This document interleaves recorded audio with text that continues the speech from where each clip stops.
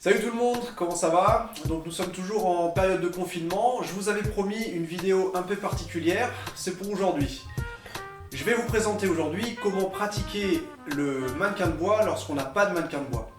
Mais je vais le faire sans utiliser la méthode du coin de porte que pratiquement tout le monde connaît maintenant. Avant de commencer, si vous voulez bien et pour soutenir la chaîne, je vais vous demander de vous abonner ou à la fin de la vidéo, laisser un petit commentaire et un petit pouce. Voilà, allez on commence, c'est parti. Voilà le système que je me suis créé ces jours-ci. J'ai donc juste mis une chaise sur ma table. C'est à peu près les tailles standards pour les tables, donc tout le monde va se retrouver avec le même problème, c'est-à-dire que ce faux mannequin n'est pas à la bonne hauteur. Ça, c'est l'inconvénient de ce système. Normalement, vous savez que le mannequin traditionnel devrait avoir les bras du mannequin au niveau de la poitrine. Enfin bon, ce que j'aime bien dans ce système par rapport à la méthode du coin de porte, c'est que la méthode du coin de porte me permet de faire vraiment seulement une ou deux techniques maximum, c'est-à-dire le bong sao en général. Le tan sao passe pratiquement pas, quoi. Ok, donc c'est très limité, j'ai trouvé. Donc voilà le système. Je vais commencer par faire un premier exercice. Enfin, deux exercices de base où on va apprendre à travailler autour d'un axe central. Donc je me mets bien face à un seul des deux pieds et je vais travailler sur celui-ci en commençant par la technique du bong sao ici. Ok, donc je vais mettre la main en dessous, l'autre main ici est en vu sao et je pivote autour du centre.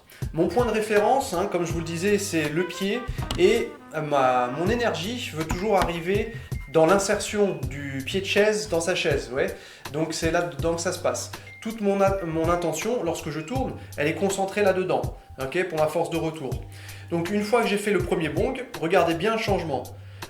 La main qui était en haut va passer en bas, et elle passe de l'autre côté du pied de chaise. Et l'autre main revient dans le centre, en vu sao. Je pivote. Changement à nouveau. Je pivote.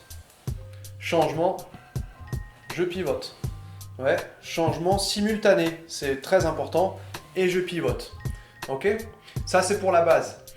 À partir de cet exercice-là, eh bien, on peut ajouter la deuxième technique. C'est-à-dire, on va imaginer que la personne vous pousse dans cette direction pour vous donner le tan sao. Ok? Donc, on passe ici en mode tan sao. Et en même temps que je le fais, je me décale d'un pas. Et je frappe dans le centre.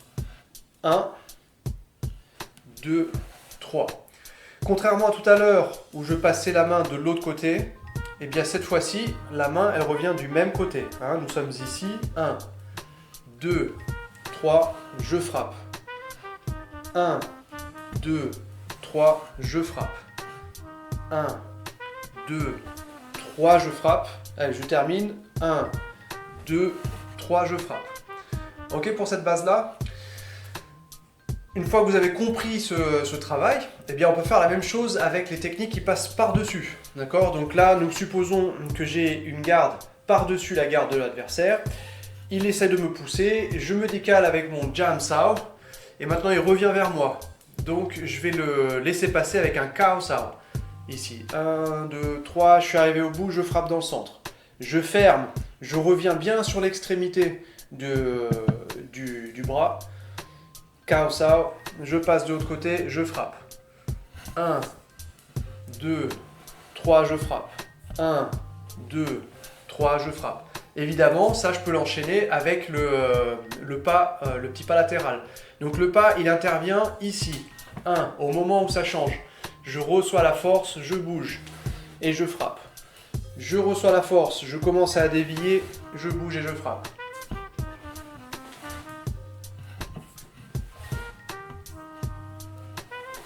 Voilà. Ok, pour ces deux techniques de base. Voilà, une fois que vous avez compris ça, vous pouvez pratiquement toutes les passer et même vous amuser ici comme vous le souhaitez. Okay, je vous laisse explorer cette partie-là. Pour terminer, je vais maintenant travailler face aux deux branches du mannequin. Donc je me trouve dans cette position et je vais travailler la technique dite de Yuan Sao, la technique du changement. Donc, je redirige un petit peu mon mannequin. Regarde ici comment on va la travailler. J'ai mis les deux mains par-dessus, mes coudes sont dans l'axe des branches et je travaille le changement. 1, 2, 3. J'en ai fait 3 dans un sens. Et je m'applique à toujours bien travailler au niveau du poignet. Ça, c'est le plus important. Ne travaillez pas avec les mains. D'accord, donc pardon, donc nous l'avons fait dans un sens, je reprends, voilà, donc maintenant on va être dans l'autre sens. Donc pour aller dans l'autre sens, moi j'aime bien commencer depuis l'intérieur en double Tansao. 1, 2, 3, et je suis revenu à l'intérieur. 1, 2, 3, et me voilà à l'intérieur. Allez, encore une troisième fois. Voilà. Une fois que vous maîtrisez cette chose-là dans les deux sens, vous pouvez ajouter les frappes.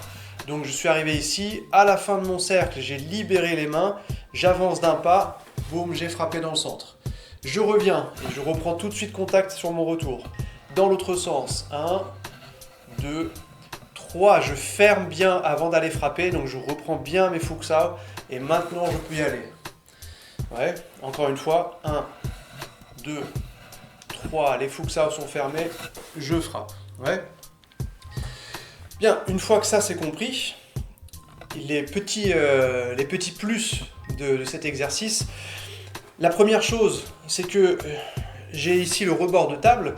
Quand je fais un pas, comme je veux travailler aussi mon timing et ma distance, eh bien je vais m'appliquer à arriver le plus possible en dessous de la table avec les jambes. Malheureusement, sur la prise vidéo, on ne peut pas le voir, mais ma jambe avant est arrivée sous la table et ma taille s'est arrêtée au rebord de la table. Okay, je ne veux pas pousser dans la table, je veux juste travailler cette distance-là. Donc je suis ici, hop, je rentre, boum, et je suis arrivé le plus possible proche de la table. Ça, c'est le premier détail. La deuxième chose, et ça, vous allez surtout le voir sur les techniques, ou les premières techniques que je vous ai montrées, à chaque fois que vous allez tourner autour de la branche, si votre bras pousse à gauche ou à droite, ou est en train de tirer dessus, c'est pas bon. La chaise ne doit absolument pas se déplacer latéralement. Je travaille extrêmement léger, ce qu'on appelle un travail de plume. Vous voyez ?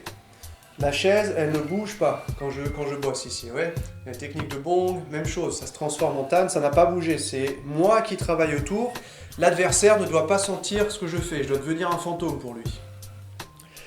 Voilà, mais j'ai terminé pour cette petite présentation. J'espère qu'elle vous a plu et que ça va vous aider dans votre travail. N'hésitez pas à expérimenter à partir de la base que je vous ai donnée, triturez-la dans tous les sens, vous allez voir, l'exercice va commencer à s'ouvrir et à offrir beaucoup de possibilités. Encore une fois, si vous avez aimé la vidéo, je vous invite à vous abonner, me laisser un commentaire ou un petit like. N'hésitez pas à partager sur les réseaux sociaux, ça aidera mon école. Allez, ciao tout le monde!